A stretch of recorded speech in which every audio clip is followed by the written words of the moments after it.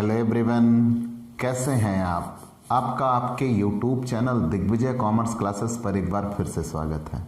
हम आपके लिए अपने इस YouTube channel Digvijay commerce classes पर बीकॉम के सिलेबस के कंपलसरी सब्जेक्ट इनकम टैक्स की पूरी एक सीरीज लेके आ रहे हैं, जिसमें आपको एक तरफ से हर एक रूल और उनके प्रैक्टिकल क्वेश्चन 1 बाय 1 मिलता है।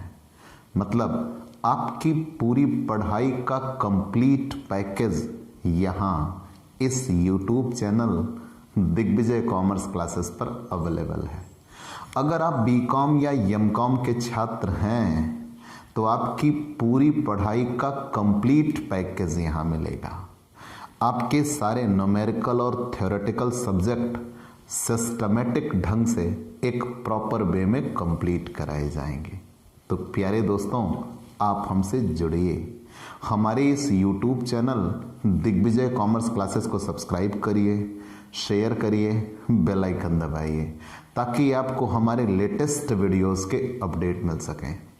इस YouTube चैनल के ज़रिए हम आपकी एग्ज़ाम प्रिपरेशन को सबसे बेहतर बनाने का एक ठोस कदम उठा रहे हैं। आपके लिए वो सब कुछ किया जाएगा जो आप अपनी पढ़ाई के प्रति चाहते हैं। आपको रेगुलर क्लासेस मिलेंगी, PDF रखा जाएगा, डाउट PDF मिलेगा, आपको डाउट सेशन रखा जाएगा, क्वेश्चन पेपर सॉल्व कराए जाएंगे और एग्ज़ाम प्रिपरेशन स्पेशली आपके लिए लाई जाएगी। तो प्यारे दोस्तों, आपकी पूरी पढ़ाई उस लैंग्वेज में आपको मिलेगी जैसी आप पढ़ाई करना चाहते हैं। एक तरफ से 1 बाय 1 टॉपिक बाय टॉपिक आपको पढ़ाया जाएगा। तो आइए हम अपनी उस इनकम टैक्स की सबसे सुपीरियर पढ़ाई को, मतलब जिसके बारे में ये कहा सुना जाता है कि भाई ये बहुत टफ है, पढ़ने वाले के लिए भी पढ़ाने वाले के लिए भी, वो सब सही बातें हैं, लेकिन हमने ये जिद ठानी है कि आपका सहयोग रहा तो इनकम टैक्स को मैं आपके लिए एकदम चुटकियों का खेल बना दूंगा। तो चलिए दोस्तों, आज की पढ़ाई शुरू करते हैं। हम आपके लिए इनकम फ्रॉम बिजनेस और प्रोफेशन की पूरी एक सीरीज लेके आ रहे हैं, जिसमें इसके रूल के समाप्त हो जाने के बाद हमने आपके लिए प्रैक्टिकल क्वेश्चंस की शुरुआत की। तो आज उसी चेन को हम आगे बढ़ाते हैं। एक इम्पॉर्टेंट क्वेश्चन है। आप बेसिकली ये देखते हो, मैंने कहा था बिजनेस प्रोफेशन में प्रॉफिट लॉस बना होगा। जब प्रॉफिट लॉस बना होगा तो हमें एक इनकम पता होगी कि हमने इतना लाभ कमाया है। उसी इनकम को हमें संशोधन कर देना है कि फाइनली बिजनेस की कितनी इनकम टैक्सेबल होगी। हो सकता है कुछ चीज़ें टैक्सेबल रही हों, हमने छोड़ दिया हो सकता है कुछ चीज़ें ऐसी रही हों जो नॉन टैक्सेबल हों, हम उनकी छूट ले रहे हों। मतलब एक सिस्टमेटिक ढंग से हमें ये जानना होगा कि बिजनेस लेसन के अंतर्गत हमारी कौन सी इनकम टैक्सेबल है। तो अभी तक आपने जितने क्वेश्चन पढ़े उसमें प्रॉफिट लॉस बना था। एक क्वेश्चन जो एग्जाम में आया हुआ ही और सबसे इंपॉर्टेंट क्वेश्चन है और इलस्ट्रेशन उस टाइप का नहीं है, क्वेश्चन नंबर 3। जी हाँ, क्वेश्चन नंबर 3 देखिए।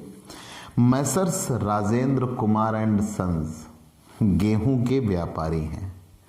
उनके पास साबुन तथा तेल कंपनियों की एजेंसियां भी हैं, जिनसे उन्हें विक्रय पर एक निश्चित प्रतिशत कमीशन मिलता है।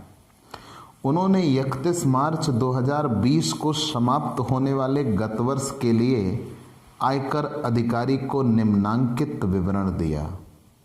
कैसा विवरण दिया कि साबुन कंपनी से प्राप्त कमीशन 40,000, तेल कंपनी से प्राप्त कमीशन 50,000, एजेंसी समाप्त होने पर तेल कंपनी से क्षतिपूर्ति की राशि 1 लाख, वर्ष में गेहूं की 500 बोरियां खरीदी 2,50,000 रुपए में, जिसमें से 400 बोरी 2,40,000 रुपए में बेच दी।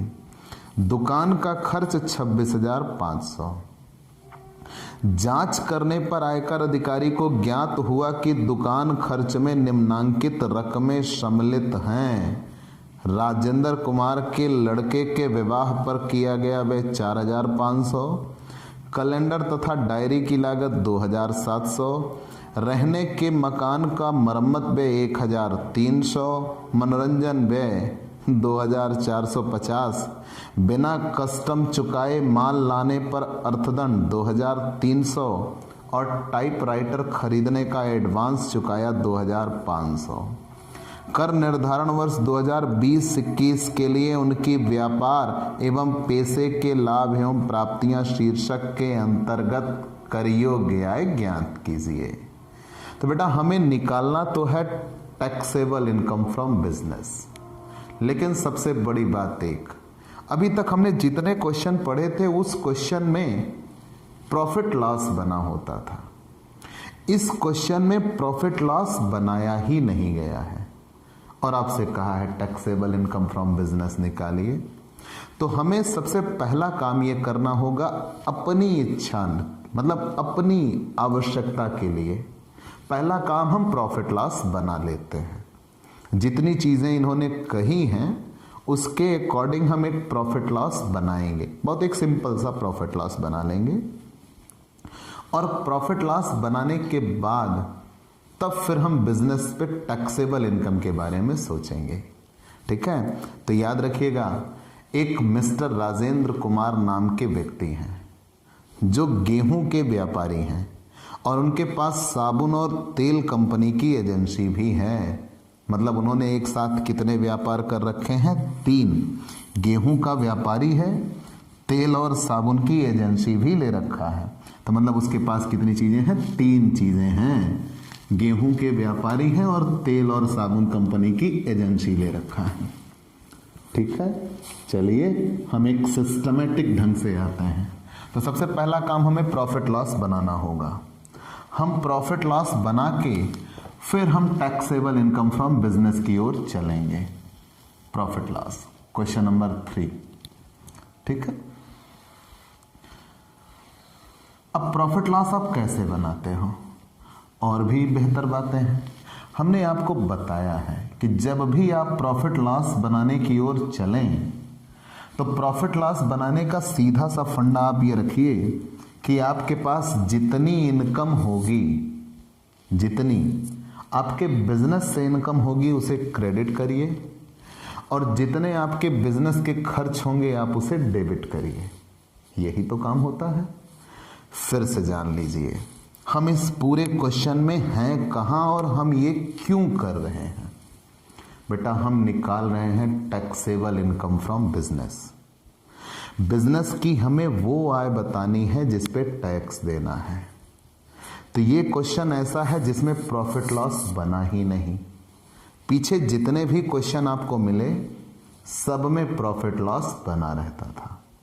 जब सब में प्रॉफिट लॉस बना रहता था तो हम उसी चीज को आगे बढ़ाते थे कि प्रॉफिट लॉस में अगर कोई कमियां रह जाती थी तो उन कमियों को एडजस्ट करके हम ये बता देते थे कि हाँ ये इतना कमियां रह गई हैं, इस चीज के आधार पर हम ये तय करते हैं। ठीक है, हम उन कमियों को दूर कर देते थे। अगर कोई चीज गलत डेबिट हुई तो जोड़ दिया, कोई चीज गलत क्रेडिट हुई तो घटा दिया। क्लियर वे में हम आगे बढ़ जाते थे। लेकिन इस क्वेश्चन में तो प्रॉफिट लॉस बना ही नहीं है। तो सबसे पहली समस्या तो यही है कि पहले मिस्टर राजेंद्र कुमार गेहूं के तेल के और साबुन के व्यापारी हैं। तो पहला काम तो हमें एक प्रॉफिट लॉस बनाना होगा। जब प्रॉफिट लॉस बन जाएगा, जब प्रॉफिट लॉस बन जाएगा तो प्रॉफिट लॉस के बन जाने के बाद हम टैक्सेबल इनकम फ्रॉम बिजनेस की ओर चलेंगे। तो प्रॉफिट लॉस बनाएंगे कैसे? सिंपल सा तरीका, जितना बिजनेस की इनकम होगी क्रेडिट करिए, जितना बिजनेस के खर्चे होंगे डेबिट करिए। तो यहां दिया हुआ साबुन कंपनी से प्राप्त कमीशन ये इनकम है बिजनेस की इनके, क्योंकि तेल के, साबुन के और गेहूं के व्यापारी हैं। By commission from soap company, commission from soap company, साबुन कंपनी से इनको कमीशन मिला है, और वो भी कितने रुपए का कमीशन मिला है? 40,000 का। आगे बढ़ जाते हैं। तेल कंपनी से कमीशन मिला, ये भी इनके बिजनेस की इनकम है। By commission from oil company, from oil company, commission from oil company, वो भी कितने रुपए? 50,000। दोनों से कमीशन मिल गया। एजेंसी समाप्त होने पर तेल कंपनी से क्षतिपूर्ति, इनकी जो तेल कंपनी की एजेंसी थी वो खत्म कर दी गई। तो जब तेल कंपनी की इनकी एजेंसी खत्म कर दी गई तो इनको कंपनसेशन दिया गया, वो भी इनकी बिजनेस इनकम होती है। By compensation from oil company, from oil company, तेल कंपनी से कंपनसेशन मिला 1 लाख रुपए का। यहां तक तो कहीं कोई दिक्कत नहीं है। वर्ष में इन्होंने 500 बोरियां गेहूं खरीदा है 2,50,000 में। टू परचेज, खरीदा है तो खर्च है, जितनी इनकम होगी वो क्रेडिट करेंगे, जितना खर्च होगा वो डेबिट करेंगे। 500 बोरी खरीदा है 2,50,000 में। 500 बोरी खरीदा है 2,50,000 में। और बेटा जस्ट आगे लिखा है जिसमें से 400 बोरियां बेच दिया है 2,40,000 में। बाई सेल 2,40,000 में 400 बोरियां बेच दी गई। अब यही हो गई दिक्कत। खरीदा है 500 बोरी, बेचा है 400 बोरी, मतलब 100 बोरी की सूचना ऐसी है जिसके बारे में कोई पता नहीं। तो मतलब वो क्लोजिंग है, मतलब वो क्लोजिंग है, क्योंकि आपने बोरी 50 बोरी 500 बोरी खरीदा है, जिसमें से 400 बोरी गेहूं आप बेच चुके हो। तो मतलब अभी भी आपके पास कितने बोरी गेहूं बचा है? 100 बोरी गेहूं बचा है। तो by closing stock, by closing stock 100 बोरी गेहूं का क्लोजिंग है। बाई क्लोजिंग स्टॉक 100 बोरी गेहूं का क्लोजिंग। अब यहां 100 बोरी का गेहूं का क्लोजिंग, तो 2,50,000 में 500 बोरी खरीदा था। 2,50,000 में 500 बोरी, तो 100 बोरी गेहूं कितने का पड़ा? 50,000 का। यही क्लोजिंग हुआ। तो चलिए, अब और कोई खर्च दिया है क्या? जी हाँ, दिया हुआ है दुकान खर्च। और दुकान के खर्च कितने रुपए हैं? 26,500 by shop to shop expenses. दुकान खर्च 26,500। तो हम जो निकल के आएगा उसे नेट प्रॉफिट कहेंगे, नेट प्रॉफिट। ठीक है, यहां तक तो कहीं कोई दिक्कत नहीं होनी चाहिए। चलिए भाई, 1,90,000 50 40 90 1,90,000 2,40,000 प्लस 50,000 4,80,000 4,80,000 4,80,000। ठीक है, 4,80,000 4,80,000। अब 4,80,000 में से 2,76,500 2,03,500 नेट प्रॉफिट बचा। यहां तक कहीं कोई दिक्कत होगी तो बोल दीजिएगा, नहीं है? फिर से समझ लीजिए। तो राजेंद्र कुमार एक गेहूं के व्यापारी हैं। राजेंद्र कुमार गेहूं के व्यापारी हैं। राजेंद्र कुमार जब गेहूं के व्यापारी हैं, तेल कंपनी से, तेल कंपनी भी इनके पास है और साबुन कंपनी भी इनके पास है। तो इन्होंने साबुन कंपनी से कमीशन पाया, मतलब इनकी इनकम है। तेल कंपनी से कमीशन पाया, मतलब इनकी इनकम है। और तेल कंपनी इनकी समाप्त की गई है तो उसके लिए इनको कंपनसेशन दिया गया, वो भी इनकी इनकम है। सारी इनकम क्रेडिट करते जाएंगे। इन्होंने 500 बोरी गेहूं खरीदा, खर्च है, डेबिट किया। जिसमें से 400 बोरी गेहूं बेचा है, इनकम है, क्रेडिट किया। जब 500 बोरी खरीदा था, 400 बोरी बेच दिया, मतलब इनके पास कितनी बोरी बचा? 100 बोरी गेहूं बचा होगा, जो कि क्लोजिंग है, तो क्लोजिंग क्रेडिट होता है। कंफर्म। और दुकान खर्च दिया हुआ है 26,500, तो दुकान खर्च भी घटा दिया, तो नेट प्रॉफिट बचा 2,03,500। अब हम टैक्सेबल इनकम फ्रॉम बिजनेस निकालेंगे। तो computation of taxable income from business एकदम कंप्लीट क्वेश्चन है। ऐसे क्वेश्चन आते हैं पेपर में, थोड़ा सा ट्रिकी, थोड़ा सा घुमाने वाला। टैक्सेबल इनकम फ्रॉम बिजनेस, ठीक है। Computation of taxable income from business for the assessment year 2020-2021, ठीक है, 2020-2021 के लिए। तो आइए एक तरफ से हम निकालते हैं। सबसे पहले यहाँ पे जब ये प्रॉफिट लॉस बन जाए, प्रॉफिट लॉस बन के तैयार है, तो हमने आपको बार बार बताया अगर प्रॉफिट लॉस बन के तैयार हो जाए तो सबसे पहला काम हम यहाँ से नेट प्रॉफिट उठाते हैं। तो यहाँ net profit as per profit and loss account, net profit as per profit and loss account. तो नेट प्रॉफिट उठा लिया, वो भी कितने रुपए, 2,03,500।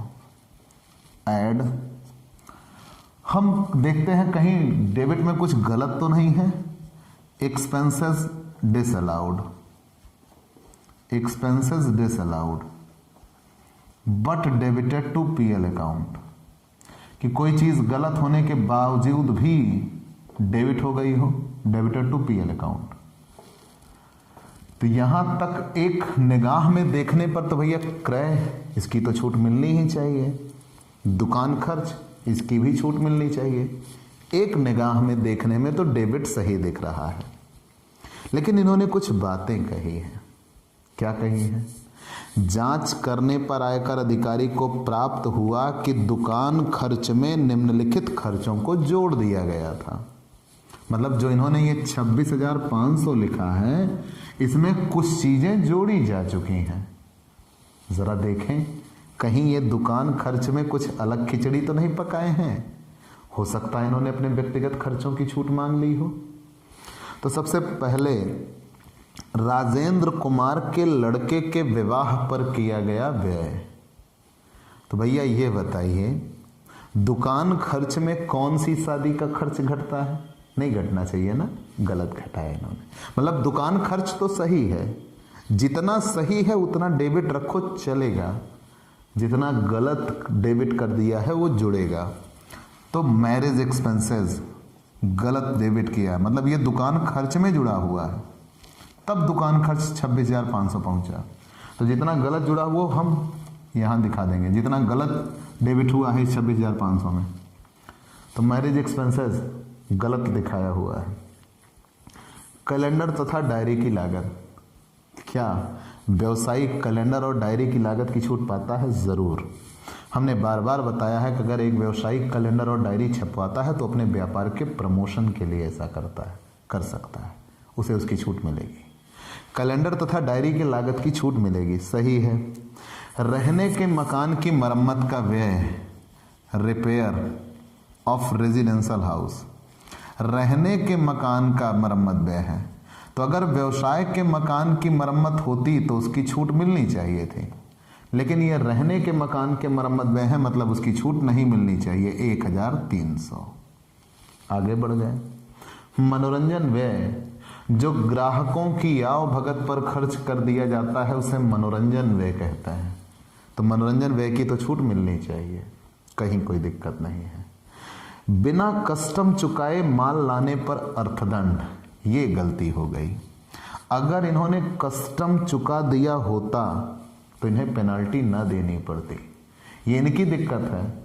इन्होंने कस्टम नहीं चुकाया, तो जब कस्टम नहीं चुकाया तो पेनाल्टी लग गई, penalty for not paid custom.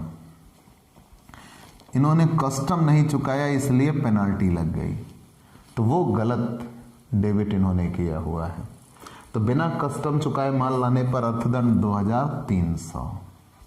और आगे टाइपराइटर खरीदने के लिए अग्रिम चुकाया, तो टाइपराइटर तो एक संपत्ति बन रही है, उसकी तो छूट बिल्कुल नहीं मिलती। Advance paid for typewriter, typewriter के लिए छूट नहीं मिलेगी, कितने रुपए अग्रिम चुकाया? 2500। तो चलिए देखते हैं। 4500, 1300, 2300, 2500, टोटल मिला के 10,600। तो यहाँ 2,03,500, टोटल आ गया 2,14,100। क्रेडिट साइड में अगर कोई चीज़ गलत हो तो less income not taxable under this head, not taxable under this head, but credited to PL account, credited to PL account, घटा देंगे। अगर कोई चीज़ गलत क्रेडिट हो गई है तो घटा देंगे। साबुन कंपनी से कमीशन मिला, तेल कंपनी से कमीशन मिला, तेल कंपनी से कंपनसेशन मिला, ये सब इनकी बिजनेस इनकम है। और गेहूं की बोरियां बेच दी, ये भी इनकम है और क्लोजिंग स्टॉक दिखाते हैं। मतलब क्रेडिट साइड में हमने कुछ भी गलत नहीं रखा है। तो यहां तक तो कहीं कोई दिक्कत नहीं हुई। तो यही 2,14,100 ही बचा taxable income from business, taxable income from business. और इसी पे इनको टैक्स देना होगा। ऐसे ही क्वेश्चन सॉल्व करने बनते हैं। ठीक है, तो आपके लिए ये एक बेहतर और कंप्लीट क्वेश्चन था। तो मतलब इन्होंने क्या किया, पहले तो पीएल बनाया और पीएल बनाने के बाद इन्होंने जो दुकान खर्च लिखा था इकट्ठे दे दिया। उसमें कुछ चीजें फुटकर तोड़ के रखी गई थी। तो दुकान खर्च में जितना गलत इन्होंने दिखा दिया उसको हम क्या कर देंगे, जोड़ देंगे। दुकान खर्च में आप दुकान से जुड़े खर्चे रखिए, कोई अन्य खर्चे नहीं रख सकते, उसकी छूट नहीं मिलेगी, उसको हमने जोड़ दिया। और ऐसे ही ये क्वेश्चन सॉल्व होंगे। ठीक है, और ये एक परफेक्ट क्वेश्चन था आपके लिए। तो हम इलस्ट्रेशन 10 तक तो पहुंच चुके थे। ये दिमाग में ये क्वेश्चन था जो कि बेहतर क्वेश्चन था, इसलिए हमने आपको बता दिया कि आप इस क्वेश्चन को लगाए रहिए, ये आपके रास्ते में आ सकता था। चलिए इलस्ट्रेशन 11 की ओर। ठीक है, उदाहरण 11, आप इसका स्क्रीनशॉट ले लीजिए, हम इसे मिटा देंगे। जी बिल्कुल। और ये इस नियम का एकमात्र सवाल था। अब इस नियम का और कोई क्वेश्चन नहीं है कि जिसमें पहले हमें पीएल बनाना पड़े फिर निकालें। ये मात्र पहला और आखिरी क्वेश्चन था। तो इसलिए एक सुपीरियर क्वेश्चन था जो हमने आपको करके बता दिया। ठीक है, ऐसे ही आप क्वेश्चन सॉल्व किया करिएगा।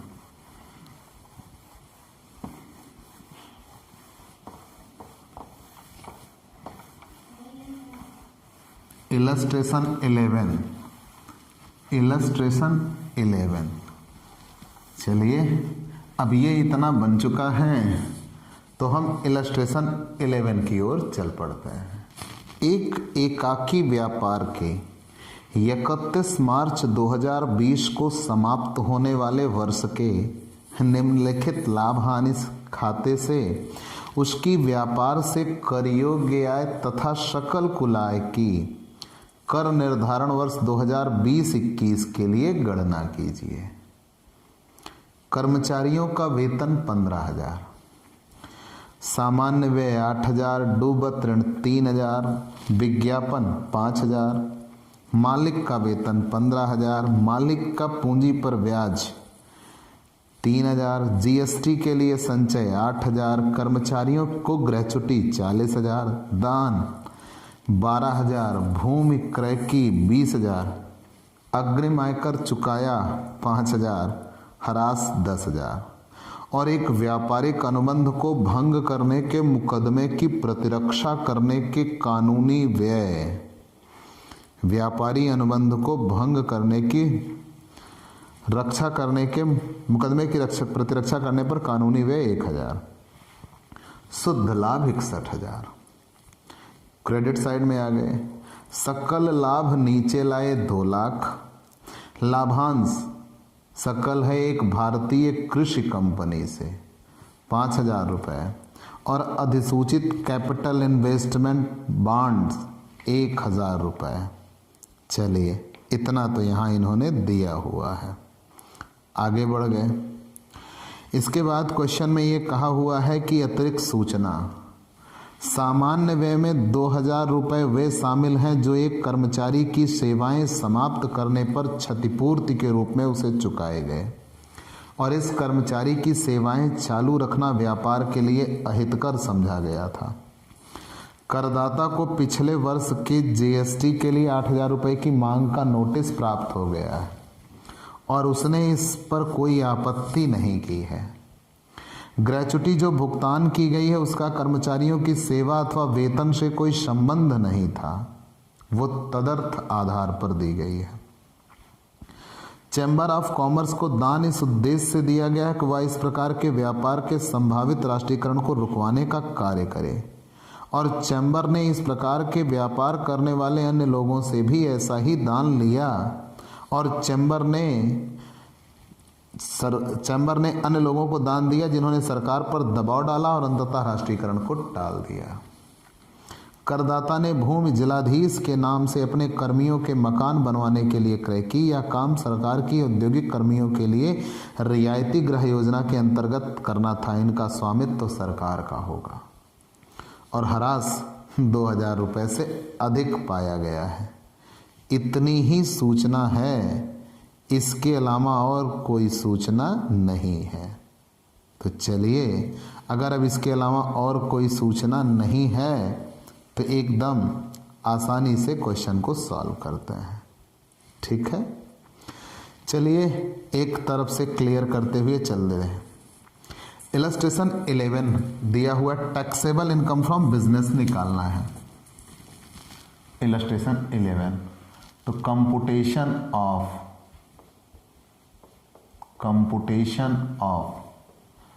Taxable income from business, taxable income from business, computation of taxable income from business.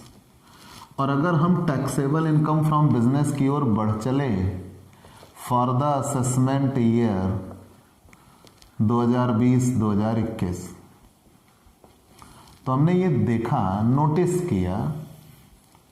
हमने ये नोटिस किया कि यहाँ प्रॉफिट एंड लॉस बना हुआ है। तो जब प्रॉफिट एंड लॉस बना हुआ हो तो हम अपना एक फॉर्मेट बनाते हैं। उम्मीद है आपको याद होगा। मैंने आपसे कहा है क्वेश्चन आपका 3 तरीके से दिया जा सकता है। तो यहाँ क्वेश्चन में क्या बना हुआ है कि एक एकाकी व्यापार के 31 मार्च 2020 को समाप्त होने वाले वर्ष के निम्नांकित लाभ हानि खाते से उसकी व्यापार से कर योग्य आय तथा सकल कुल आय में निकालनी है। तो सबसे पहले net profit as per profit and loss account, net profit as per profit and loss account. तो net profit as per profit and loss account कितने रुपए? 61,000 रुपये नेट प्रॉफिट दिया हुआ है, वही उठा के हमने लिख दिया। कहीं कोई दिक्कत? फिर सीधा काम हम डेबिट साइड पे आ जाते। देखिए, हमने अभी तक जब क्वेश्चन सॉल्व किए थे तब पूरा फॉर्मेट बना देते थे, लेकिन कुछ लोगों की ये आदत होती है कि वो एक प्रॉपर वे में आगे बढ़ते हैं। तो चलिए आज हम उसी तरीके से क्वेश्चन सॉल्व करते हैं। हम पहले प्रॉफिट हमने लिख दिया, net profit as per profit and loss account. फिर हम डेबिट साइड की ओर आते हैं और डेबिट साइड में जितनी चीजें गलत लिखी गई होंगी वो हम जोड़ देंगे। तो उसे हम क्या करते हैं? Expenses disallowed, add expenses disallowed, expenses disallowed but debited, expenses disallowed but debited to PL account. Expenses disallowed है लेकिन फिर भी डेबिट हो गया है, expenses disallowed but debited to PL account. व्यय अस्वीकृत है लेकिन फिर भी डेबिट हो गया है प्रॉफिट एंड लॉस से, उसे हम जोड़ देंगे। चलिए एक तरफ से देखते आते हैं, कर्मचारियों को वेतन। अब जितनी चीजें गलत डेबिट हुई हैं उसे हमें जोड़ना है। क्या एम्प्लॉइज टू सैलरी व्यवसाय का खर्च है? बिल्कुल है।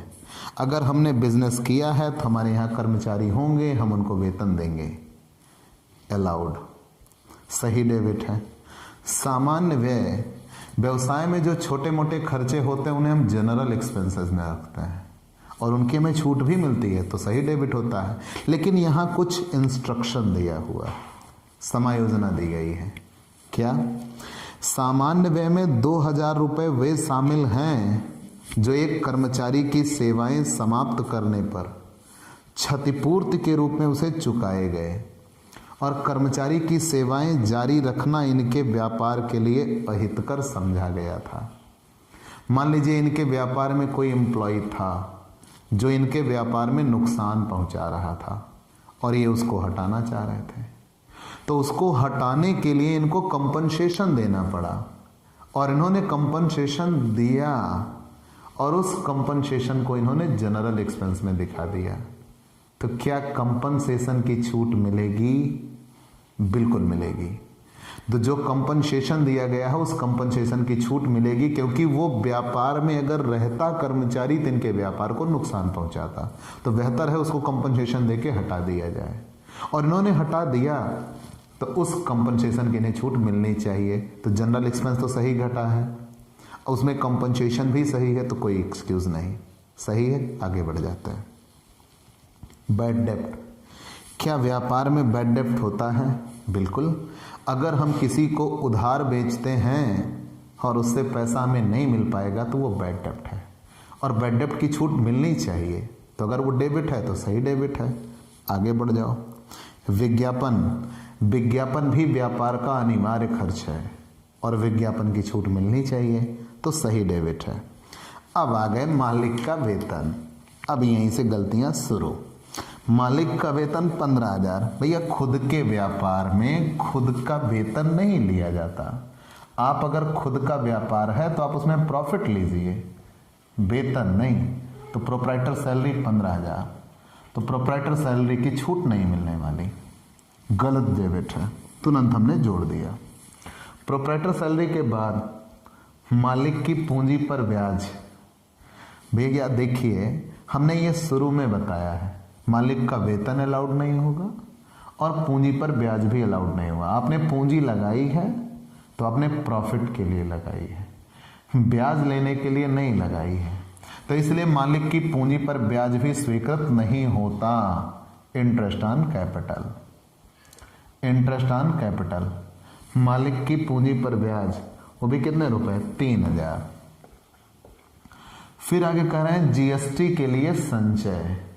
बेटा हमने पहले क्लियर कट कर रखा है, कोई भी संचय अलाउड नहीं होता।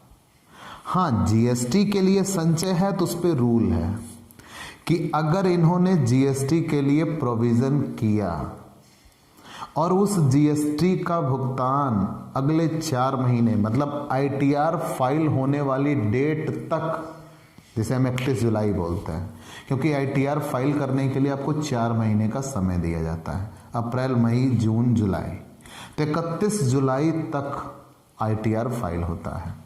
तो ये 31 जुलाई तक अगर आप जीएसटी चुका देते हो, एक्चुअल में पेड कर देते हो, तो जो पीछे आप प्रोविजन बनाए हो उसकी छूट मिल जाएगी।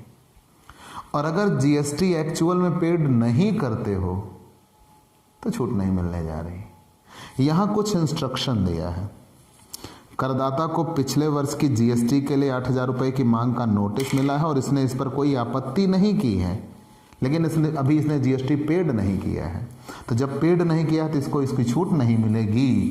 Provision for GST, provision for GST, ठीक है, प्रोविजन फॉर जीएसटी, वो भी कितने रुपए? जीएसटी के लिए संचय 8,000 रुपये। आगे देखते हैं। कर्मचारियों को ग्रेच्युटी। भाई मालिक कर्मचारियों को ग्रेच्युटी देता है, जरूर देता है, वो उसके लिए छूट भी मिलती है। लेकिन यहां कुछ कहा है। क्या कहा है? ग्रेच्युटी जो भुगतान की गई है उसका कर्मचारी की सेवा अथवा वेतन से कोई लेना देना नहीं था। ये ग्रेच्युटी उनको तदर्थ आधार पर दी गई है।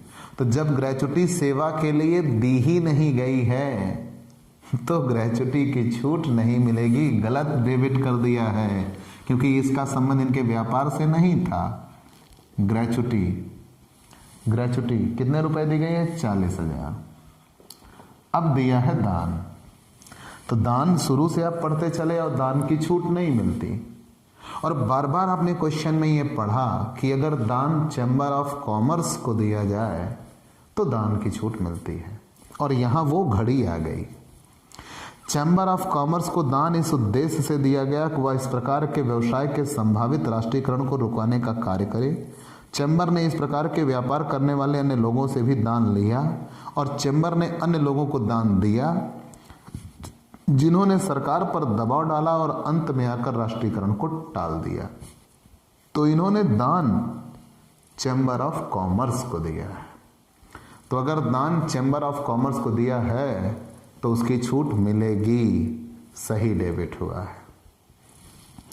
आगे बढ़ जाइए। भूमि क्रय की, भाई शुरू से आप पढ़ते चले आए हो, जिससे कोई संपत्ति का निर्माण हो, जिससे कोई एसेट्स बन जाए, वो कैपिटल नेचर का खर्च होता है और उसकी छूट नहीं मिलेगी।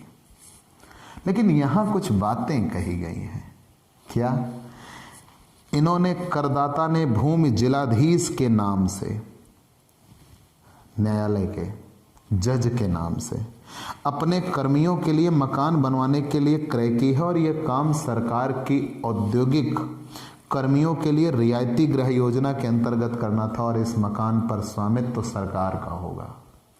जिन्होंने जमीन अपने लिए नहीं खरीदी है, सरकार की आवासीय गृह योजना के अंतर्गत खरीदी है। अगर ऐसी किसी योजना के लिए न्यायाधीश या किसी अन्य सरकारी व्यक्ति के नाम पर अगर जमीन खरीदी जाए जिसका कि इन्हें मालिकाना हक नहीं होगा, तो ये इनके लिए अलाउड होगा, सही घटा है।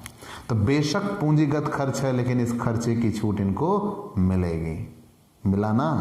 तगड़ा नियम। इसीलिए कहते हैं हम हर एक प्रैक्टिकल क्वेश्चन यहां लेके आते हैं। आगे बढ़ते हैं। अग्रिम आयकर चुकाया, एडवांस इनकम टैक्स। भैया हम शुरू से कहते चले आए हैं, इनकम टैक्स की छूट नहीं मिलती, इनकम टैक्स आपका व्यक्तिगत खर्च होता है। तब तक तो आपने हमारी बात मानी। अब इन्हें गलती करनी थी, और जब करनी थी उसके 4 दिन पहले कर दिया, एडवांस में दे दिया। इनकम टैक्स नॉट अलाउड, तो advance income tax also not allowed. तो एडवांस इनकम टैक्स की भी छूट नहीं मिलेगी, गलत घटा हुआ है, गलत डेबिट है। Advance income tax, advance income tax, ठीक है। एडवांस इनकम टैक्स वो भी कितने रुपए? 5,000। और आगे बढ़ते हैं। एडवांस इनकम टैक्स के बाद डेप्रिसिएशन, डेप्रिसिएशन 10,000। डेप्रिसिएशन तो बिजनेस में अलाउड है, लेकिन यहां कुछ कहा है, हरास 2,000 रुपये एक्सेस है, तो जितना एक्सेस है वो जुड़ जाएगा, एक्सेस डेप्रिसिएशन, क्योंकि इन्होंने ज़्यादा हरास घटा दिया है। एक्सेस डेप्रिसिएशन कितने रुपए? 2,000। डेबिट की सारी चीज़ें समाप्त हो गई। चलिए जोड़ लगा देते हैं। 15,000, 3,000, 8,000, 40,000, 5,000, 2,000, 73,000 रुपये। 73,000, 73,000 प्लस 61,000 जुड़ के आ गया 1,34,000। यहां तक तो कहीं कोई दिक्कत नहीं है। अब हम डेबिट साइड में आ जाते हैं। Less income not taxable under this head, not taxable under this head, आय जो इस शीर्षक के अंतर्गत कर योग्य नहीं है, but credited to PL account. आय जो इस शीर्षक के अंतर्गत कर योग्य नहीं है लेकिन फिर भी क्रेडिट कर दी गई है, उसे हम जोड़ देंगे, ठीक है। आय जो इस शीर्षक के अंतर्गत कर योग्य नहीं है लेकिन फिर भी क्रेडिट कर दी गई है, उसे हम जोड़ देंगे। तो जरा क्रेडिट साइड में देखिए, कुछ गलत है क्या? सकल लाभ, ग्रॉस प्रॉफिट, वो तो सही है। डिविडेंड वो गलत है। डिविडेंड तो अदर सोर्सेज में जाता है और वहां भी एग्जेम्प्ट होता है। डिविडेंड एक भारतीय कृषि कंपनी से है। Dividend from an agriculture company, an agriculture company, तो डिविडेंड की छूट ना मिलेगी। डिविडेंड इनके लिए बिजनेस की इनकम नहीं है, तो डिविडेंड इनके लिए बिजनेस की इनकम नहीं है, तो गलत क्रेडिट हुआ है।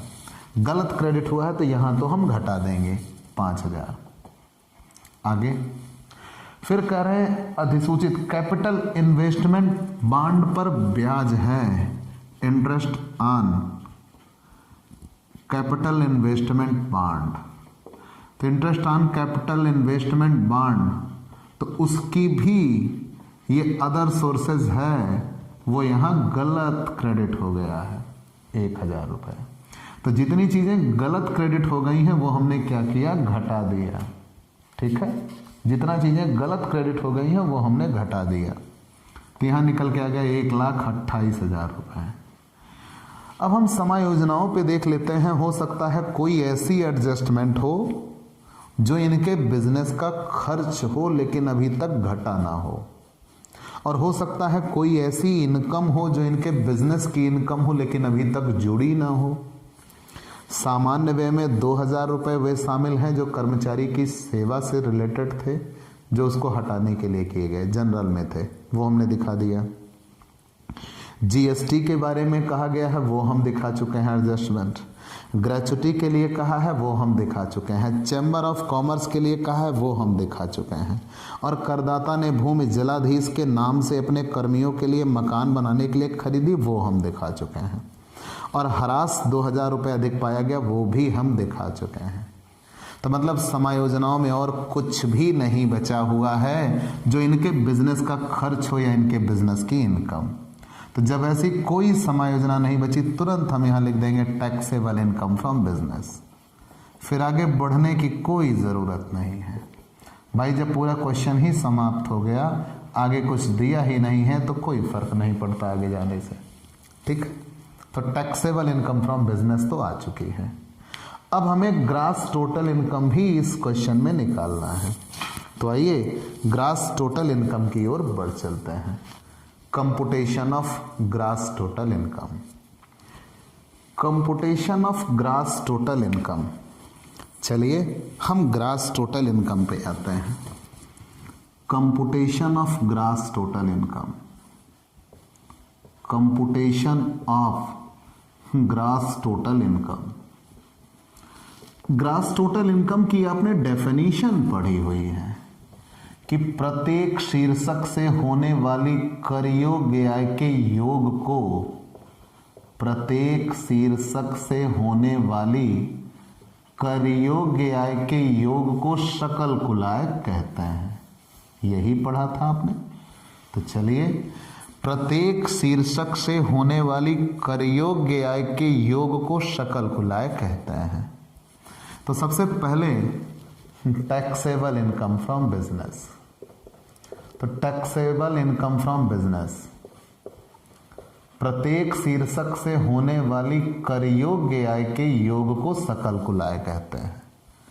टैक्सेबल इनकम फ्रॉम बिजनेस, और टैक्सेबल इनकम फ्रॉम बिजनेस कितना है, 1,28,000। Taxable income from other sources, taxable income from other sources, taxable income from other sources. Other sources की टैक्सेबल इनकम, तो अदर सोर्सेज में देखिए यहां दो चीजें दी गई थी। Dividend from an agriculture company, dividend from agriculture company. तो ध्यान देना बेटा, यहां पे मैटर यह है कि ये एग्रीकल्चर कंपनी है, इसलिए एग्जम्प्ट नहीं हुआ, क्योंकि एग्रीकल्चर इनकम एग्जम्प्ट होती है, एग्रीकल्चर कंपनी से इनकम एग्जम्प्ट नहीं होगी। लेकिन ये इट्स ए इंडियन कंपनी, अगर भारतीय कंपनी से डिविडेंड मिले या घरेलू कंपनी से लाभांश मिले तो वो एग्जम्प्ट होता है, वो एग्जम्प्ट होगा। तो ये घरेलू कंपनी से लाभांश माना जाएगा और एग्जम्प्ट होगा, और अगर ये एग्जम्प्ट होगा तो इसे यहां हम नहीं जोड़ रहे, एग्जम्प्ट। ठीक है ना, कि dividend from Indian company exempt. आगे बढ़ गए, capital interest on capital investment bond, ये भी एग्जम्प्ट होता है। Interest on capital investment bond, capital investment bond, तो कैपिटल इन्वेस्टमेंट बॉन्ड्स भी एग्जम्प्ट होते हैं। तो अब अगर ये एग्जम्प्ट होते हैं तो और कुछ तो बचा ही नहीं, यही केवल टैक्सेबल इनकम फ्रॉम बिजनेस ही उनकी क्या बन गई, ग्रॉस टोटल इनकम। तो ये कंप्लीट क्वेश्चन बन के आ गया, ठीक है। उसके पास अन्य कोई इनकम थी ही नहीं, वही बिजनेस इनकम ही उसकी टोटल इनकम भी बन जाएगी। अब इलस्ट्रेशन 12 और 13 एक ऐसे क्वेश्चन हैं जो थोड़े अटपटे नियमों पर हैं, हम उन्हें बताएंगे, लेकिन पहले जो एग्ज़ाम में आ सकते हैं, ज़्यादा मस्ट है, हम उनकी बात करेंगे। फिर इलस्ट्रेशन 12, 13 को भी हम ज़रूर सॉल्व करेंगे। तो हाल फिलहाल हम इलस्ट्रेशन 12 और 13 छोड़ देते हैं, हम 14, 15, 16 की ओर बढ़ चलेंगे, जो कि प्रोफेशन का क्वेश्चन है, बिजनेस का नहीं है, ठीक है। बिजनेस का नहीं है। 14, 15, 16 ये सब प्रोफेशन के क्वेश्चन हैं, ये हम लगाएंगे आपके लिए, ठीक है, और बेहतर तरीके से हल किया जाएगा। तो आगे कुछ कई क्वेश्चन आपको पैसे के मिलेंगे और वो थोड़े दूसरे नियम पर सॉल्व होते हैं। हम एक काम करते हैं, आज थोड़ा सा समय आपके लिए और मिला हुआ है मेरे पास, तो इलस्ट्रेशन के बजाय हम क्वेश्चन नंबर 6 की आपसे चर्चा करना चाहते हैं। क्यों? ऐसा भी क्वेश्चन पेपर में आता है जिसमें एक तरफ से इंफॉर्मेशन, मतलब अभी तक आपके लिए क्वेश्चन आसान बनता है। कब? कि जब सारी सूचनाएं यहाँ पे लिखी हुई हों।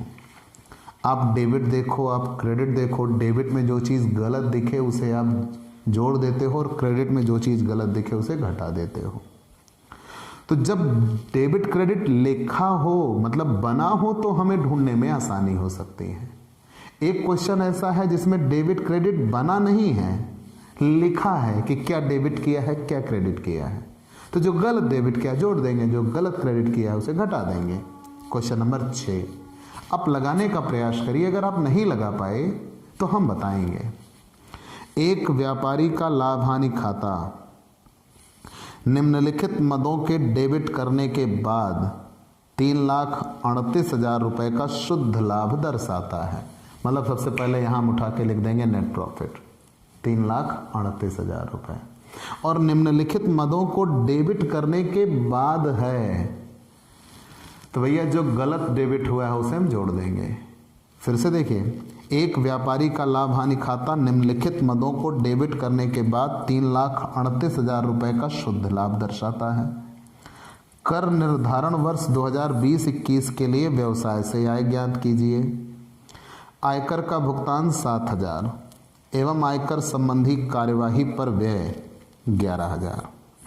आयकर चुकाने के लिए गए ऋण पर ब्याज 1,000। माल और सेवा कर 1,800 रुपये।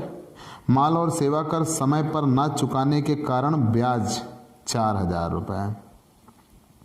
एक लेनदार को 28,000 रुपये का नकद भुगतान और नगर पालिका कर 1,800 रुपये। इस भवन के 1/3 भाग में उसका व्यापार चलता और आधे भाग में स्वयं रहता है एवं शेष भाग किराए पर दिया हुआ है। गत वर्ष में 750 रुपये की एक आय अर्जित हुई जो लाभ हानि खाते में नहीं लिखी गई है। उपर्युक्त शुद्ध लाभ में पुराने डूबत ऋणों की वसूली 3,000 रुपये है, जिसकी पूर्व में आयकर अधिकारी ने कटौती स्वीकार नहीं की थी। ठीक है, तो बढ़िया क्वेश्चन है, देखिएगा कैसे लगेगा। तो सबसे पहले यहाँ ये कहा गया है कि एक व्यापारी का लाभ हानि खाता निम्नलिखित मदों के डेबिट करने के बाद 3,38,000 रुपये का शुद्ध लाभ दर्शाता है। तो 3,38,000 रुपये इनका प्रॉफिट, नेट प्रॉफिट यहाँ हम रख देंगे। और निम्नलिखित को डेबिट करने के बाद तो जो गलत डेबिट हुआ है उसे हम जोड़ देंगे। कह रहे हैं आयकर का भुगतान 7,000 टोटल गलत है, आयकर नहीं घटना चाहिए था, इन्होंने आयकर डेबिट कर दिया है, गलत डेबिट किया है, जोड़ देंगे।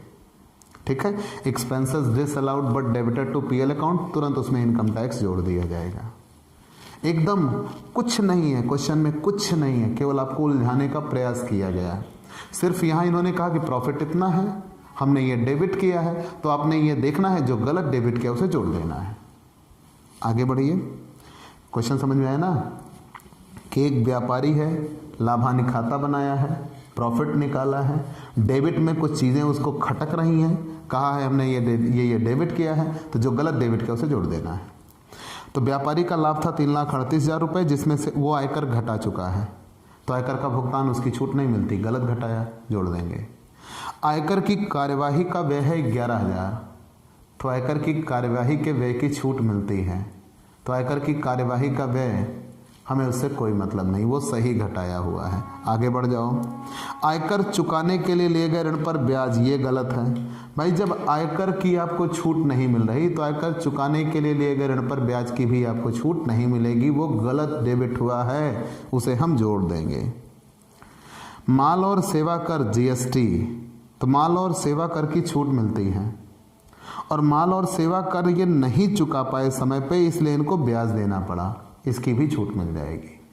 अगर पेनाल्टी लगती है तो पेनाल्टी की छूट नहीं मिलती, ब्याज की छूट मिलती है। आगे बढ़ते हैं, ऐसा मैं समझ रहा हूँ, ठीक है, क्योंकि ये नए नियम है, शायद कन्फ्यूजन में हूँ मैं। तो लेकिन देखिए, माल और जीएसटी, माल और सेवा कर, तो जीएसटी की तो छूट मिलेगी और ये जीएसटी समय पे नहीं दे पाए, इसलिए इनके लिए पेनाल्टी, इनके ऊपर ब्याज लग गया है, तो ब्याज की भी छूट मिलनी चाहिए, तो सही डेबिट है।